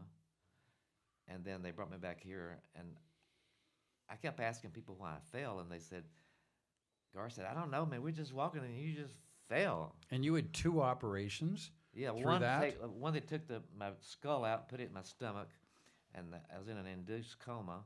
Then they brought me back here and then put the skull back in my head. And I didn't find out why I fell till like later. I was drunk, and nobody would tell me. Nobody would tell me. They want to embarrass me, you know. And how long was the recovery period of all of that before you got back to work? Well, it's been like what, 14 years now, and is that right? 2003. No, I'm saying how long was your recovery was about maybe real recovery maybe 3 years, but I went back to work way too early. I was really. Yeah. Yeah, and you know, you have to go, and I found out later that traumatic brain injuries affect people a lot of different ways. You know, some people don't learn, they can't talk good, or they don't have a sense of smell, or whatever. And I evidently was a miracle that recovering. In fact, I went back out for a year checkup after I had the accident, and the neurosurgeon at UCLA Trauma Center said he wanted to meet with me because I would go out there and I'd talk to a lady. She'd say, how is your sex life? How is this and how is that? And he said, I just got your report and you're like 99% back. And I just want to talk to somebody because I have an ego too. He says, you know, a lot of people that I work on I never see again. They're Hispanic and they go back to Mexico, or I never see them again. And he said, I was staying at the W Hotel across from UCLA. He said, I'm in the bar. I said, how will I find you? He said, I'm the guy that looks like he shouldn't be here. Because it's all those hip-hop guys stayed at the W Hotel. So I go down. He said, man, you know, you really are like a miracle that you have no after effects. Wow. He said, so you really... Yeah. Thank you. But, you know, I'll be Did it change you? Did it change your outlook on life? You know, I have to take seizure medicine, which I would fight against that. You know, I quit taking it for like a couple months. I was doing a George Strait session at Ocean Way, and I hadn't taken my seizure medicine, and I just fell off the stool, and I wake up in the ER with all these nurses looking over me, and George Strait with a baseball hat on. And I heard the nurses going, is that George Strait? And I says, no, that's not him. Jeez. And he leaves the room, and I said, that was him. We were working on a record together. And, you know, so I'll be on seizure medicine for the rest of my life. I don't skip it anymore. But otherwise, I don't have any after effects of it. I'm really lucky, you know. Wow. Yeah. Yeah, you sure are. But that was... Let's talk about George for a sec. Yes. Okay, a little bit? Yes. All right. And I mean, 2008, you won the Grammy with George. I know it. And you know, was, everybody thought... And it was your first Grammy and first George's first Grammy, too. Yeah, you know, Yeah. And I didn't even... It was the year they didn't present it on camera. It was before before the awards, they do the pre-awards. So when I got to the awards show, everybody said, hey, man, you won. I said, won what? You won the Grammy. So Yeah. I didn't go to the pre-awards. I didn't get to go up and get it. And I had told George, somebody told me when they send you a Grammy, they send it in a box with white gloves. So I got my Grammy, and I called George that night. I said, we won the Grammy, man, and I'll have him send it to your house. And when it comes with white gloves. So I got my Grammy, and so I called George. I said, did you get your Grammy? He says, I did, but there were no gloves in there. I said, I guess that was all a myth. Somebody told me that. I'm sorry. He acted like he was disappointed. I love Man, it. there were no white gloves in there. I love it. And Troubadour, now, that was written by Leslie Satcher and Monty Holmes. That's right. Right? How did that song find you? When it came, George and I would get like thousands of songs. I mean, they'd come through Irv or to me, and then I would put them on a CD and send them to George. And that song had showed up, and I didn't hear it the first time. And then I think Leslie came back and played it for me and said, I can't believe you didn't hear this song for George. And do you know Leslie Satcher? Mm. I think she's one of the greatest. And she, and she's kind of chewing me out, right? And she said, play it with me here in front of you. She played it, and I went, oh my God, that's awesome. So I sent it back to George again. Yeah. And George says, that is really good, isn't it? We should cut that. I said, absolutely. So when we cut it, it was just magic. It was one of those tracks, everybody wonders when you cut a track if you know you're cutting a hit. Mm-hmm. Sometimes you cut songs you think are hits that are never singles, and as a producer, that's frustrating. Yeah. Then there's times you cut a song, you go, if this is not a hit, I'll quit. That's why when I signed Vince to RCA, but I didn't produce him. And when I signed him to MCA, he said, I want to cut When I Call Your Name. Galani won't let me cut it. And I said, well, I'll let you cut it. Yeah, really. And when we finished cutting it, he said, if this is not a hit, let's both quit. So same with Troubadour. We cut that, and it was just one of those magic songs. And when you put those backgrounds on it, it is. It was like so good. And today when I did 19 records on George Strait. Mm-hmm. I know. And somebody says, what's your favorite George Strait song? I mean, I told you some of my favorite are Run, but my favorite by far is Troubadour. It's perfect. Yeah, it's the perfect song. It's about him. I know. I told George, I said, you should have T-shirts made that say, on the front say, sometimes I feel like Jesse James. Mm-hmm. On the back put Troubadour, George Strait. Yeah. And Irv would go, yeah. You stick to making music. I'll make the T-shirts. Well, we're getting real close to being kind of up to date with your career right now, and I want to talk about Velvet Stone Management. Okay. Because your new management company with John Mason and Melissa and everybody, Rick. Yeah. And so how did you and John start kicking this around back when you were at MCA? One day we should do this. No, actually, I met Rick and Melissa when I decided that I was working for myself, and it's such a young man's world. I needed to raise my profile because when I was at a record label, that people knew how to get to me. They could either fake an appointment or call Amy or whatever. But now nobody knew how to get a hold of me, so there was more outgoing calls at my house than incoming. Did you get that? So I had seen Rick and Melissa's work on Facebook. They had a branding, so I called them about doing a website for me. So putting the website together, and if you want to check it out, it's TonyBrownEnterprises.com. Shameless. And so over the period of time, we were together so much that, and we still are, that the other ones that said, you should do a book. Your whole life has been kind of pretty crazy from going from church to Elvis. And so I said, well, if I did a book, I would do a coffee table book because I don't want to write a text. Yeah. Autobiography would take 6 or 7 years and nobody would read it, but they might look at pictures, and they got me a book deal. And so now they've got me a documentary to go along with that, and then. And the documentary, now it's kind of like the story of the making of the book, and right? Right. And Yeah. and the reason the book is called Elvis Straight to Jesus is because chronologically it would have been called Jesus, Elvis, and Strait. Or as Harper Collins wanted to call the book, Tony Brown Looks at Nashville. I said, no, that don't have any ring to it. No.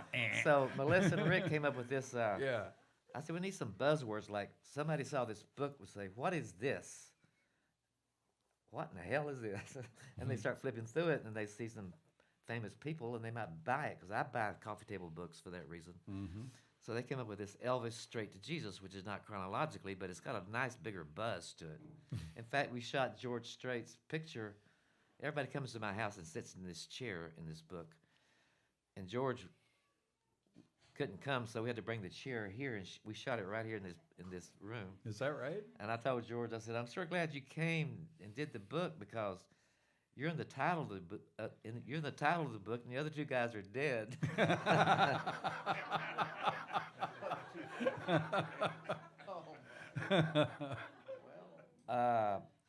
But anyway, so then we just kept talking, and they were trying to push me to get back into producing more, because I'm not doing Strait anymore, and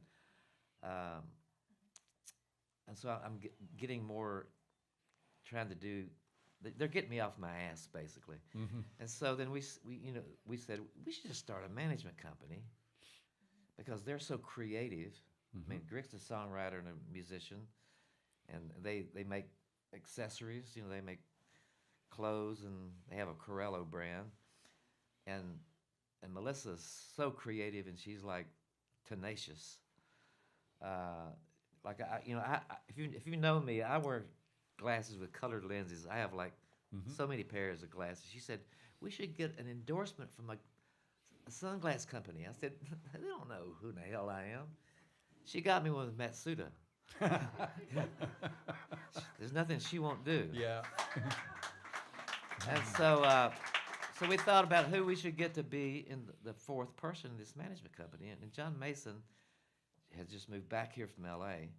I mean, John Mason worked with Brian Wilson. He worked with Donna Summer. He still works with Olivia. Still works with Reba. He worked with Jimmy Bowen. He's worked with Toby Keith. He still works with Frankie Avalon, and worked with Frankie Valli.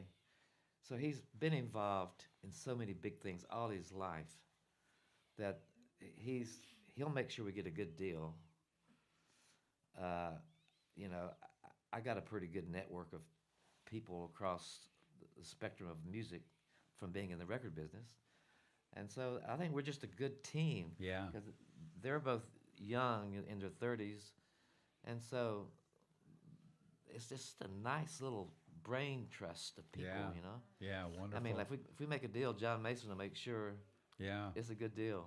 Well, I wanted to meet John, so I coerced him. Actually, I had Melissa coerce him into coming into the studio here, and because John, kind of like Emmylou, he couldn't make it tonight, and he wanted to do a little shout out to you. Yeah, so John, I did. I coerced him into coming in. We have a little clip here from John for you. John Mason? Yeah. Well, I dressed up for the occasion, right? I mean, I'm a lawyer, and John, what were you thinking? gosh, is this about Tony Brown? Met this guy. Seems to me it was maybe in the 70s. He was a musician. I was a young entertainment lawyer, and we were in the same town. But I was representing a guy named Jimmy Bowen, and Bowen had been the head of every record company in Nashville. He was a great producer, produced Dean Martin, Sammy Davis Jr., and he felt that Tony Brown could be his protege and that Tony might become a great producer. Over the years, I did a lot of good work for Bowen, made him a lot of money, and then one day, a golf buddy of Jimmy Bowen, whose name was Ken Stilts, came to me and said, and Ken, by the way, was the manager of the Judds, so he had self-financed the Judds. It was a great guy. Golf with Bowen, probably lost half his fortune to Bowen in those days, but Stilts was working with Tony Brown, who was the staff producer at Universal Records.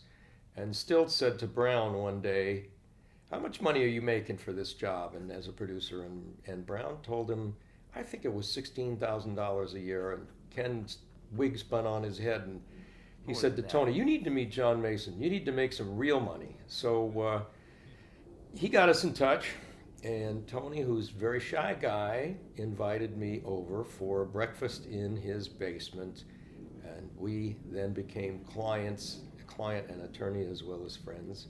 And he told me then that he never had called me before because he was intimidated by the fact that I worked with Jimmy Bowen, and he, Tony Brown, didn't think he could reach that level. But fortunately, he did. He produced a lot of great records.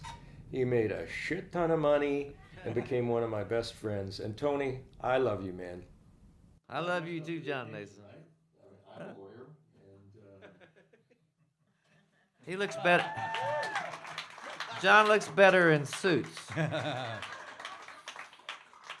God, you know, I was fascinated by John when I met him, and I actually went up to him after he did his clip, and I said, you know, I had Trey Fanjoy on the producer's chair, okay? Oh, yeah. Because she makes music videos, and it's such an important part of the music industry, the best, yeah. Absolutely. So I said to John, I said, you know something? I need to have you on the producer's chair as my guest one night. You know, you're an entertainment. You're one of the best I entertainment would come to attorneys on that the because planet. I didn't know he'd worked with Brian Wilson until just recently. Yeah. And I saw that movie that, what's it called? Love and Mercy? Yes. Yeah. And I asked him how real it was. He said it was exaggerated, but pretty much real. Mm-hmm. And I didn't, I've been into documentaries so much that Brian Wilson, I realized what a genius he is, but I didn't completely realize that. And he worked with the guy. Yeah. Well, I want to get John on the show, and I want you to help I me get him on the show. I was making $100,000 a year. I said $100,000, not $16,000 a year. And you know, his response was, "I'm embarrassed." Well, I figure if I can get John on the show, I can pick his brain for. Oh man, he's you got know, some stories. and it won't yeah. cost me $1,500 an hour. You know. He's expensive, I tell you that. Oh my goodness. He's worth it. The first artist that that Melissa and Rick and Tony and John signed to Velvet Stone is Mark O'Connor. And I mean, who's not a fan of Mark O'Connor? He's, you know, just this unbelievable musician. And I thought that was a really interesting first signing. Well, you know, it's the thing we started I mean, thinking about. We started thinking about, in order to make the big bucks, we'll have to break a new artist. But in order to get the thing off the ground and not like have to invest so much seed money into it, we need somebody that's at least generating some income. And you know, we've looked at artists like a Ronnie Dunn or like Travis Tritt or someone like that. And then Mark O'Connor, I remember when he first came to town as a musician, he was a violin player that became a fiddle player. Mm-hmm. And he was the first double scale musician. And you could never get him. And he won like 6 years in a row, seeing I know. musician like Mac has done, Yeah. Mac McNally's done. And then I started a label called the Master Series at MCA, which we had like Larry Carlton, Acoustic Alchemy, John Jarvis, Edgar Meyer. And I tried to sign Mark, but then Jim Ed Norman signed him to a record deal. I didn't get him, but he came back and did a record called Strength in Numbers, which was him and Bela Fleck and Sam Bush, a pretty stellar group of prodigy musicians. Really. And so then he moved to San Diego to work with the symphony, which is more, I mean, this guy hangs out with Yo-Yo Ma and Isaac Perlman. I know.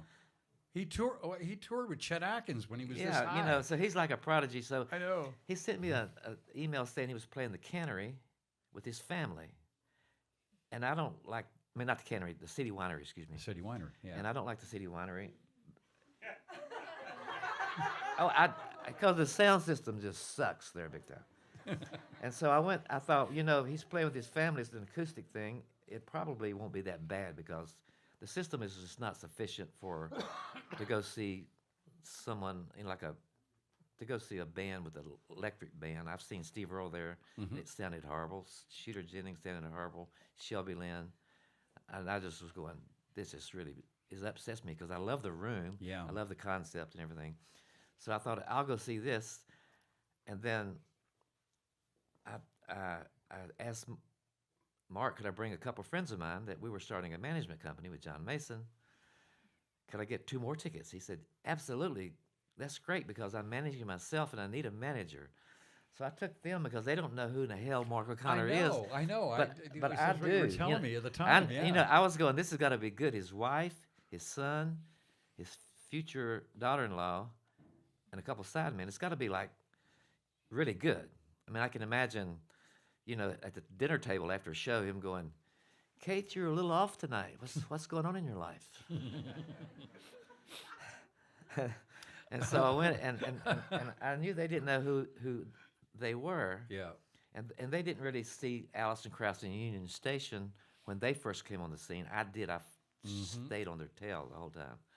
And it's like that, And I thought, I'll see if they're entertained and impressed, because I know I'm going to be entertained and impressed.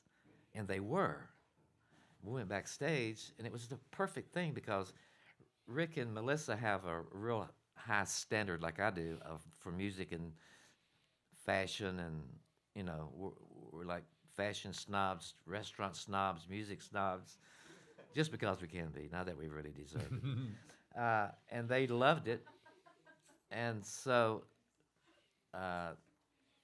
we signed them to our management company, and their first record is up for a Grammy. I mean, and I think they got a good shot to win this year. Yeah. And it's all because Mark O'Connor is so admired by people across this musical spectrum that, you can only vote in like 15 categories. And I only vote in the categories that I know. I vote in the country category. I vote in the pop category because I like Adele and I like certain records, but I don't vote in the hip hop or the classical or the polka. But I vote in the Americana, things that I know about. Sure. So the fact that they're up for a Grammy, they're our first signee, is just so exciting. I know. And the fact is, they're the best bluegrass band out there. I mean, I put them up against anybody. I mean, Ricky Skaggs and Kiss My Ass, Kentucky Thunder. I mean, what, but they're just so good. Yeah. It's just, they're a good first signing for us, and then I think people will look at them and go, why did Mark O'Connor go there? They'll be like a good magnet for attracting, new artists, and that's what it's all about. Because at a record label, when I was at MCA, Bowen let me sign Steve Earle and Lyle Lovett, and Kelly Willis and the Mavericks, and he was producing all the big acts. And when he left, I kind of inherited them, but we became a magnet for people who go, man, those people got some taste. Yeah. Like Geffen had that kind of cachet at Geffen Records, and IRS Records was the same way. And so we want to make money, but we also want to be a place where it's about quality and about vision, and we're serious about what we do. We're not just doing this.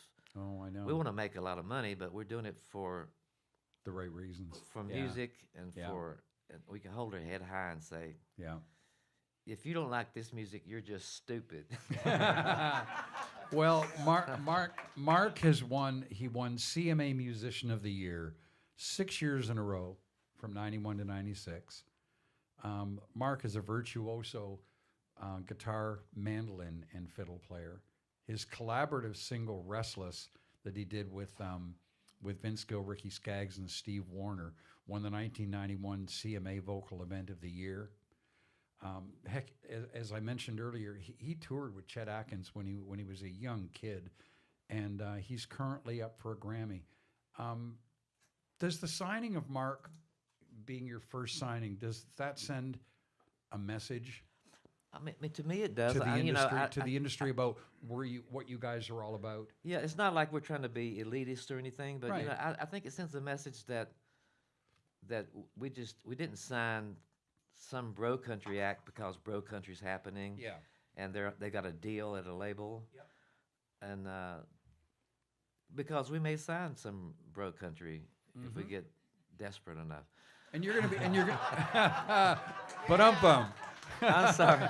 I just had to throw that and in the there. crowd I'm went sorry. wild, But I think it does send a message. I'm glad that Rick and Melissa and John kind of followed my lead on this because I mean Mark and his family are generating some dollars, but they're just at the beginning. They're already up for a Grammy, Yeah. and they got a great And they're- agent that puts them in. There's that hybrid bluegrass genre, which is where like Allison and Union Station. Yep. And like Chris Steele and the what's his band called, the Punch Brothers, and like Nickel Creek were, and that sort of sets a standard of Yep. bluegrass. It's not like we wouldn't sign Del McCrory, but that's not who we'd go after. He's pretty locked into his crew of people. So to me, it's like they're the new like Mark O'Connor in bluegrass is kind of like Marion Morris and those kind of acts. Yeah. And like Bruno Mars is in pop. They're the new guard, because Kate is the young, soon-to-be daughter-in-law of Mark O'Connor, and she looks like Selena Gomez, and she sings like Alison Krauss, and she plays fiddle. And this group is like, if you get a chance to go see this group, trust me, go do it. I remember my sister, when I used to drink wine, I said, "Do you like red wine?" She says, "No, I don't. I only like white wine." And she would like drink Beringer and stuff like that. And so I said, "You like this red wine?" So I turned her on to some like Opus One California Cab, and she says, "I don't like red wine, but I kind of like this." That's the same thing. You say, "I don't Same like thing. bluegrass, Yep. but I kind of like this." Yeah. It's like if you don't like hip hop, maybe there's a hip hop act. You go, "I don't like hip hop, but I like this." Yeah. Yeah. And I think Mark O'Connor is that kind of a band, and it's exciting to get someone that good that they can play for kings, queens, they can play for Billy Joel, they can play for Celine Dion, Barbra Streisand, and they'll have to go, "That's excellent." Yeah. And I think that's important that we think in that direction. And so getting started this way, I'm just sort of glad that we all took a leap of faith with a bluegrass band, which was not where the big money's at. Yeah. But it's definitely... Where are they right now? They're in Europe? They're in Scotland. In Scotland. Yeah. And they'll be playing the Grammys. They're playing for the pre-show, because the bluegrass Grammys given out pre-show, but the Grammys want them to come out there and play that. So Right. I want to talk a little bit now about Cyndi Lauper. Okay. And the Detour album. I love making that record. It was hard.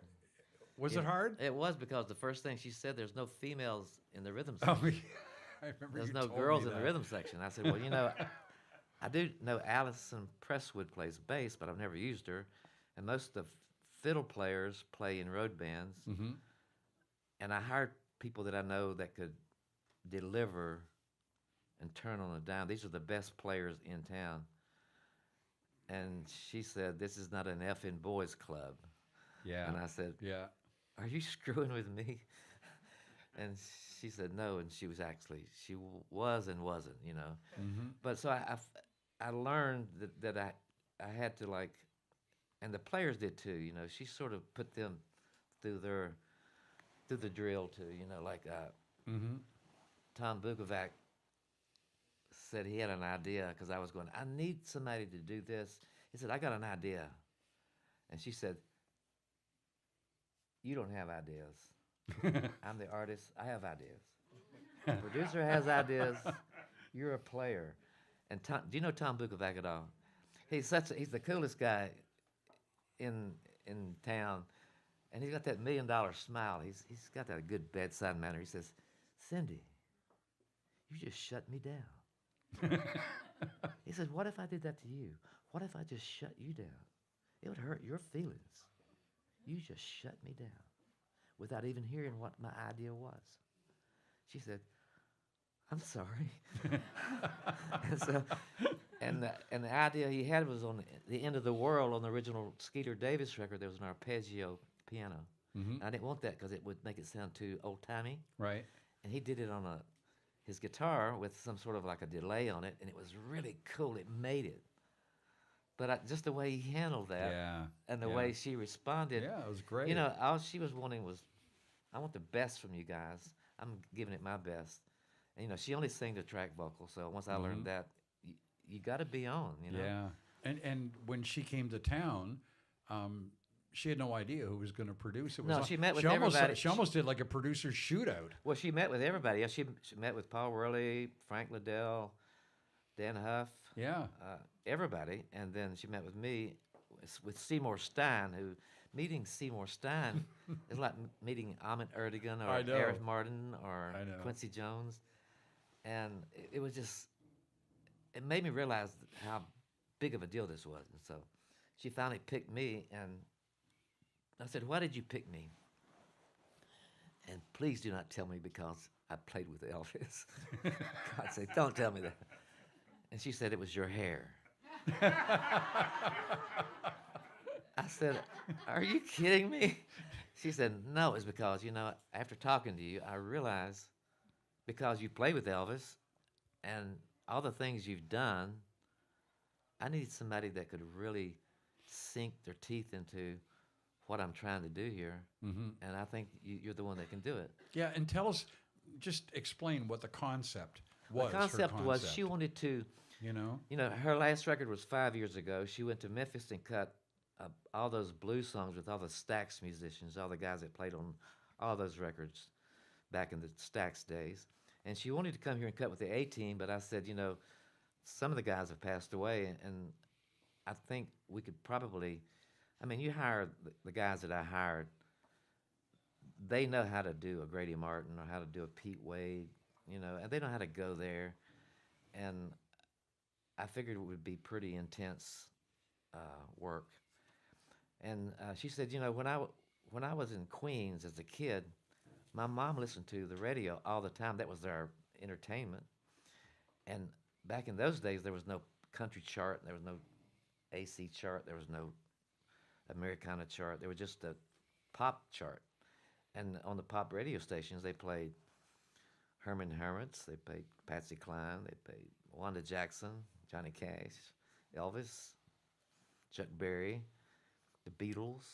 And she said those songs were the pop songs of my childhood. And so I want to sing them because I used to eat breakfast to Patsy Cline singing Walking After Midnight. And so it was fun going back and pulling the versions. Like when I played, I'd play the original record for the musicians to write a chart for, and I played Skeeter Davis. And I said, this was my favorite record back when it was out, you know, and I was a kid. And she said, I've never heard that version. The version that she had heard was Herman Hermits. Oh. They had a big hit in England with That's right, End of the World. Yeah. And I remember that, but I don't remember how it sounded. Mm-hmm. And then she played her version that she had brought down of Walking After Midnight, which I'd never heard. It had steel guitar intro like a Hank Williams record. Oh, okay. And the one that I remember was the Owen Bradley one that had all the, what they call cosmopolitan country, you know, Yes. with the strings and the vibes and all this stuff. Yeah. And it also had a modulation in it. Mm-hmm. And I said, that's not the right version. And Steve Nathan, who was the keyboard player, said, I think the version that she is thinking about is the 1952 version. And he said, I've got a copy on my iTunes. And it was impressive that I didn't know what to do. Because the version she played me, I was going, I've never heard this version Yeah. before. And so it was kind of fun to start pulling it all together. Mm-hmm. You had some wonderful guests on the record. Oh yeah, we did a Cowboy Sweetheart, and I realized that even with the players that I had assembled, that's really a Western swing kind of thing. Sure. And I just asked the players, I said, okay, guys, what do we do? And Boog said, get Brian Sutton on acoustic and get Jeff, what's the guy that plays with the Time Jumpers, accordion player, Jeff? Yeah, Jeff Taylor. And I called them up, and they just come right over, Yeah. and it just blew her mind. I mean, you know, and those guys, Yeah. I mean, I just love the fact that you can do that in town. And as a producer, Yep. once again, I go, Amy, I need them right now. Mm-hmm. And you know, and that's the fun part about flying by the seat of your pants when you do a record like this. Yeah. But you know, only in Nashville could you do that. I don't. In L.A., I would have been totally. Yep. I would have been out of I hear out you. of luck. Yeah. So it was fun doing that kind of stuff, and then yodeling.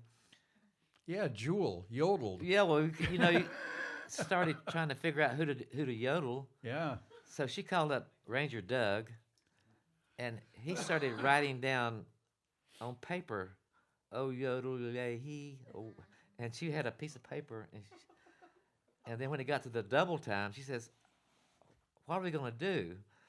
So I called some people, and I got some girl that does karaoke down at Bourbon, down in the alley, and it was embarrassing, but she was our stunt double, and so Cyndi said, "You know, we need Jewel."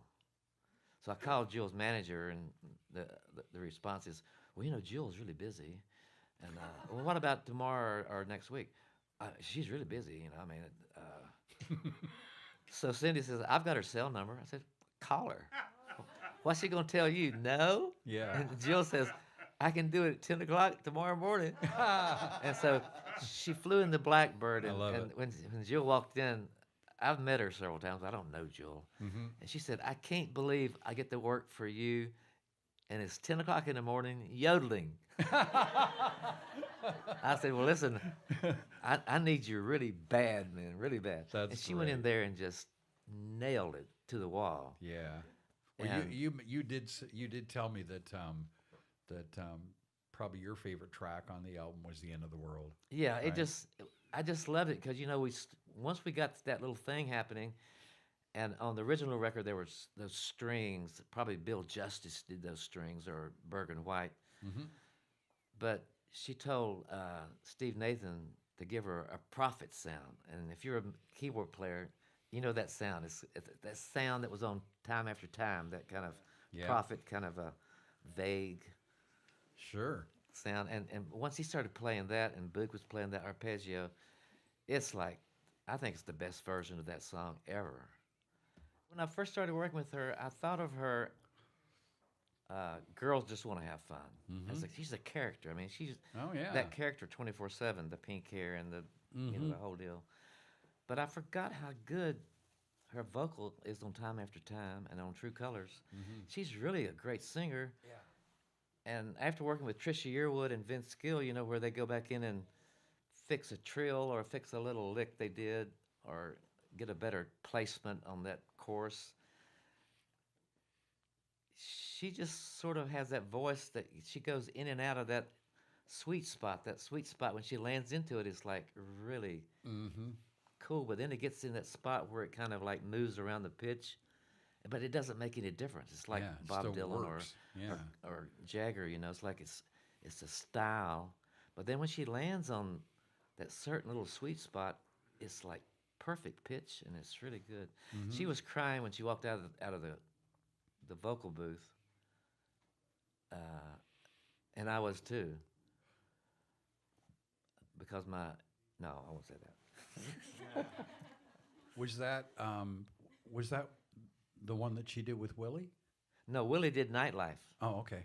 and we did all that stuff live too. You know, I mean, because she only does her vocals once. Right. And I played on Nightlife, and it was so funny because I don't play on records anymore. You played on it. Oh. Yeah, I don't play anymore because one thing, my fingers and arthritis is starting to curl up, and I go for an octave, I get a C and a B as opposed to a C and a C and a C. Yeah. So Steve Nathan, who was like my number one go-to guy for keyboards, was playing piano, and he was playing the left hand and the right hand on, and I said, "Hey man, just play like Kramer." And Marvin Hughes was the guy that played on a lot of records back in the days of Patsy Cline and stuff. They only played the right hand, not the left hand just laid on the seat. Mm-hmm. And Nate was playing a little bit of the left hand. I said, "Man, make it just the right hand." He said, "I'm barely playing my left hand." And I could tell he was getting a little irritated at me and at Cyndi too. So I said, "Hey, let me show you how simple I want it, because I can only play simple anymore." So we ran it down with me playing it, and I said, "Kind of like that." And Cyndi said, "Why don't you just play it?" I said, "I don't play on my records." She said, "You just lied. You're playing on this one." And so I ended up playing on it, and then I cool. remembered how scary it was to be a session player. When I wasn't a session player, they do the count off, and you realize that if you screw up the take, all the players are going to hate your guts. Yeah, you know? right. You can hear the guns going. So you simplified it even more, right? No, I just played it, but No, I'm kidding. it was really when it was over with, it was good. I did a good job. Yeah. It was simple. It was so simple. But I remember I saw Don last night at the was it last night? At the Last Waltz at the Ryman. And he had told me, he said, "Do you ever play on your records anymore?" I said, "No, I never did play on my records." He said, "You should play just once in a while. It is a rush."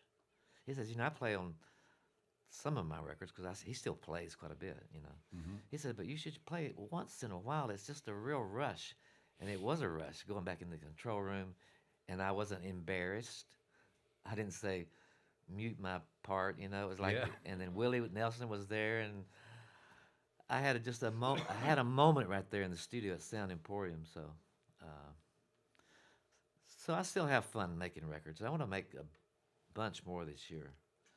I want to find me. I want to find me. My new favorite. I still love admiring musicians and artists and writers and engineers. Chuck Ainley is hands down the greatest engineer in this town. Who this is his studio, but my two favorite producers in town that have the freshest ideas are Jay Joyce and Busby. Maren Morris. Marion Morris, Right. yeah, and he's got a new song by this girl called Carly Pierce that is so cool. Yeah. And I'm studying what he does. He has a little formula. It's not a big handprint like you could say it's a Busby record, but I can see he has an idea like Jay Joyce seems to have an idea about rhythms and Right. grooves and stuff. Right. And Busby has a little thing about phrases and stuff, and I called him and told him, because this Carly Pierce record has got the coolest little 2-bar phrase on the piano that just makes the record, So I still love listening to producers, and Dan Huff is still a great producer. I think Paul Worley, probably, those Lady A records, those first two, were two of the greatest records ever made. I think Blake Chansey and Paul Worley, the first 3 Dixie Chicks records, were 3 of the greatest records ever made. Yeah. Yeah. We've talked about so much tonight, and one of the things that I didn't want to take up a lot of time with was asking you a lot of questions about the music industry per se. And we're just about out of time now. And I thought, you did the, you were the keynote speaker at NAMM. Am I correct? Was it NAMM? Yeah, it was NAMM in a certain. Yeah. Mm-hmm. And I was wondering, when you were keynote speaker at NAMM, what was the message that you conveyed to the industry? Actually, it was more like this. Or what was it ended up? I mean, I pretty much did what I did here, and I didn't have much of discussion with another person. But there was some at the end, and there was some Q&A. But it wasn't that different than this, I don't think. Okay. Yeah. In fact, I think this is a little more involved than that was, because when you're up there speaking, you're just trying to Sure. impress them, because they go, "Who was that little old man up there?" Well, I think I played with Elvis Presley, but I played with Elvis Wade I'm kidding. You're killing me. Well, I thought that what we'd do just for fun is we'd end the evening off with a quick little pop quiz. What do you think? Okay. You ready? Sure. Yeah. Okay. Here Long we as go. it's easy. What direction are you leaning in musically right now? Country or Americana? Just something I like, you know. Okay. And so something I like, and that could be Americana. I love a lot of that stuff for the spirit that's involved in. They just do it. Mm-hmm. They like it. They do what they like. I like that, except the thing about commercial music that I like is I love a good hook. I mean, the reason we love James Taylor and we love Carole King is we love those commercial songs they had. They weren't trying to be arty. Yeah. I mean, You Got a Friend, you just love it because you can sing along with it. Yeah. But, you know, Jason Isbell or Sturgill Simpson, somebody sing me a Sturgill Simpson song right now. Somebody sing Elton John. Goodbye, yellow brick road. You know, and I was watching a documentary on Arif Mardin last night, and he was talking about that, you know, and Quincy Jones and Was George that the Martin. Greatest Years in Town? Huh? The Greatest Years in Town documentary? Arif Mardin? Yes. Is that what you said? Yes, yes. Yeah. I love Yeah, that. I've And seen you know, that. and It's they were killer. they were talking about, you know, I think everybody tries to get them to admit they weren't trying to be commercial. Mm-hmm. But and they weren't trying to be commercial. They were just trying to do stuff that people liked. And Owen Bradley always said, never underestimate the power of vanilla.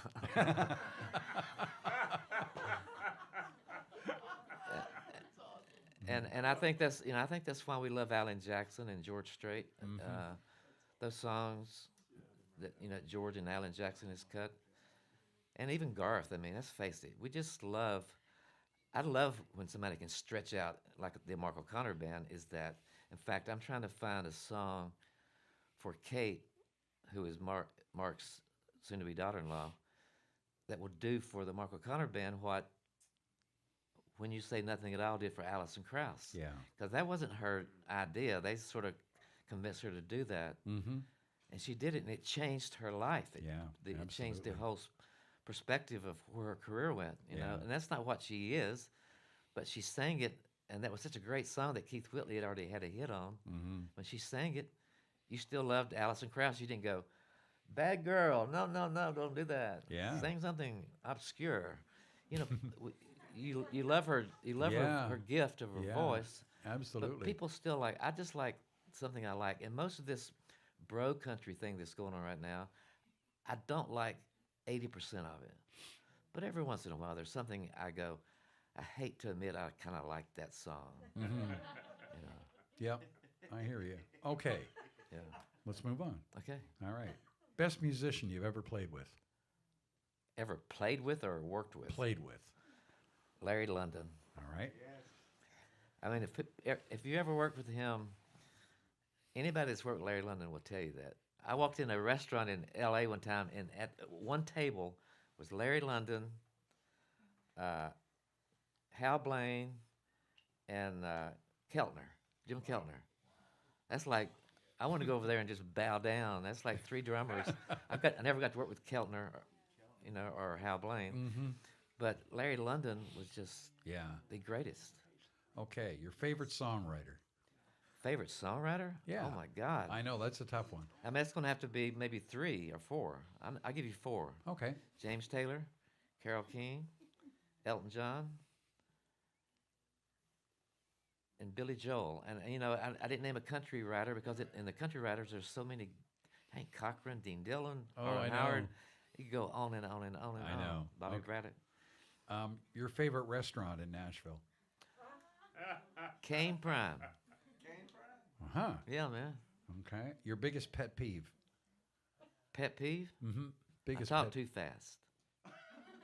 Your biggest pet peeve is something you do? Oh, you mean, I didn't. I'm sorry. No. What You is know- your pet? My biggest pet peeve is people that carry backpacks on an airplane and turn around to say hello to somebody in a seat that way, and you're sitting here and they hit you in the head. I hate that. I mean, I really do. I know I know. But I don't rage on them. I don't do anything. I just say SOB under my breath. All right. Who's the most beautiful woman in the world, in your opinion? Wow, and that's a hard one. Beautiful and sexy is two different things. 'Cause, if you think beautiful, you think Angelina Jolie or Sophia Loren or Marilyn Monroe. I think sexy, and I think the sexiest woman, I'd have to choose from an actress or a model. I'd pick between Jennifer Lawrence and Giselle Bundchen. I mean, Jennifer Lawrence has just got something about her that's so natural, like Amy Grant. It's like she's and Giselle Bundchen is just a model, just like yeah, a 10. Okay, if you could meet anybody at all, alive or someone who's passed away, just out of your own interest to be able to sit down and try to have idle chatter, have a conversation, who would the most interesting I'd have people? to have two there as well. Okay. Michael Jackson and the Pope, the new Pope, Pope Francis. Is that his name? Mm-hmm. Yeah, I'm not Catholic, but I was raised evangelical, and my dad, was either you're Baptist or you're going to hell kind of thing. Yeah. And I'm fascinated with religions, like the whole Islamic thing, terrorist thing, is just bewilders me that a religion doesn't care about people's lives, and popes have always been so stodgy and serious. Pope Francis, I want to just go, hey man, I like you. And I think he'd say, well, I appreciate you. He seemed like a good soul. I just love that what he represents it really well, Yeah. If you could save any endangered species, which would it be? Endangered species? Mm-hmm. CDs.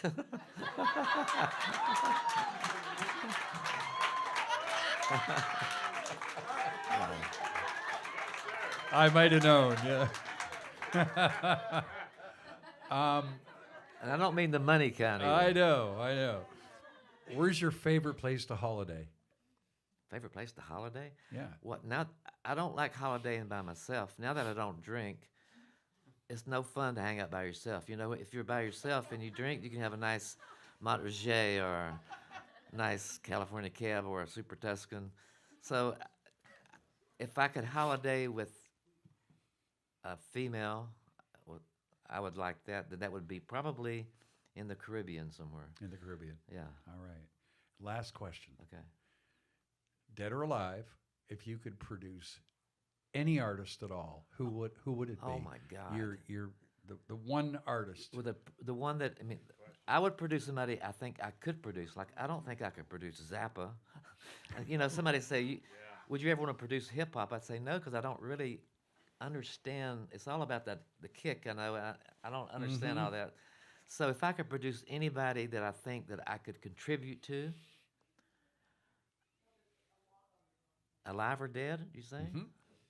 Boy, that's a hard one, but I'd probably break it down to Springsteen and John Mayer. I love John Mayer's music, man. I just think he's so cool. Wonderful. Yeah. There's not enough time to just talk about everything.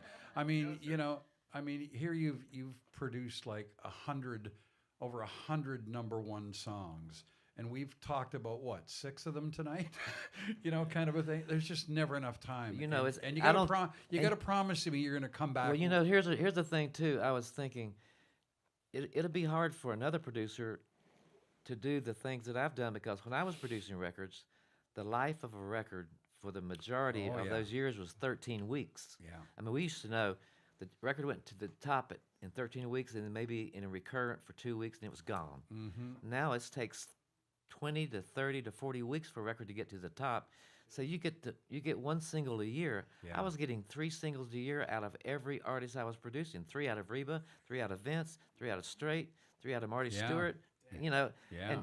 and that just click, click, click, click. I know. And now, man, you know that Cruise took a year to go to the top of the chart and stayed at the top of the charts for another 3 months. Yeah. So it's just not the same anymore. So I was lucky to be sitting in my chair from '89 to '97, which we refer to as the Garth years, or I call it the golden age. It was really, records really sold back then, you know. Yeah. Well, I can't thank you enough for all the time you've given me. I truly mean that. Well, I like your new digs much better, I can tell you Isn't that. it cool? Yeah, it's really cool. I yeah. know it is. Be sure to subscribe for new episodes every month and join us next time.